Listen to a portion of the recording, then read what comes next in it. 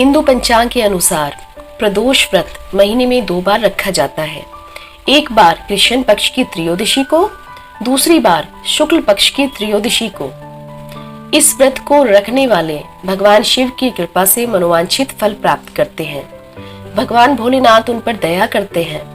प्रातःकाल स्नान करके भगवान भोलेनाथ और माता पार्वती की पूजा अर्चना के साथ व्रत का प्रारंभ किया जाता है। नमस्कार दोस्तों, यदि आप चैनल पर नए हैं और अभी तक आपने सब्सक्राइब नहीं किया है तो धर्म ग्रंथों से जुड़ी हुई जानकारी प्राप्त करने हेतु चैनल को सब्सक्राइब करें। एक बार की बात है, किसी गांव के किनारे एक कुटिया में एक गरीब विधवा अपने छोटे पुत्र के साथ रहती थी। गरीब स्त्री भगवान भोलेनाथ की परम भक्त थी। वह भगवान भोलेनाथ का और माता पार्वती का पूजन रोज किया करती थी। प्रत्येक माह में पड़ने वाले प्रदोष व्रत किया करती थी। उसके पास जीवन यापन का कोई साधन नहीं था, इसलिए वह भिक्षा मांगकर अपना और अपने बेटे का पेट पालती थी।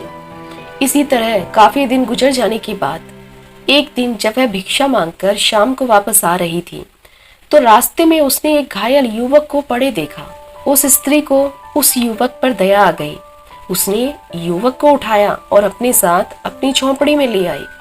उस युवक की सेवा करने के बाद जब वह होश में आया तो उसने बताया कि वह विदर्भ राज्य का राजकुमार है।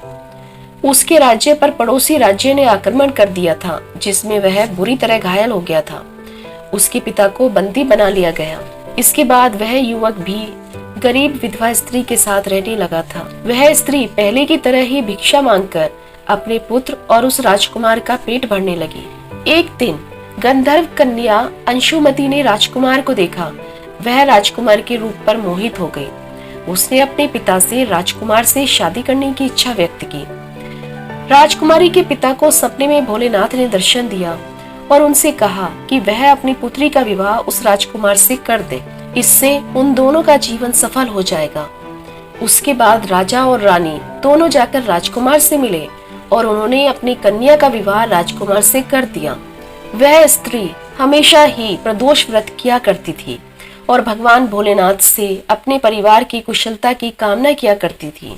उसी के व्रत का परिणाम यह हुआ कि राजकुमार ने गंधर्व कन्या से विवाह करके जब अपने राज्य विदर्भ पर पुनः आक्रमण किया तो उसे विजय हासिल हुई और उसने विदर्भ पर पुनः अपना राज्य स्थापित किया। उस राजकुमार ने उस स्त्री के पुत्र को अपना सेना अध्यक्ष बना लिया।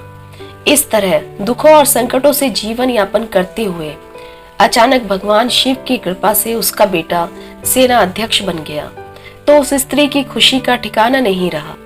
दोनों माँ बेटे खुशी खुशी जीवन यापन करने लगे।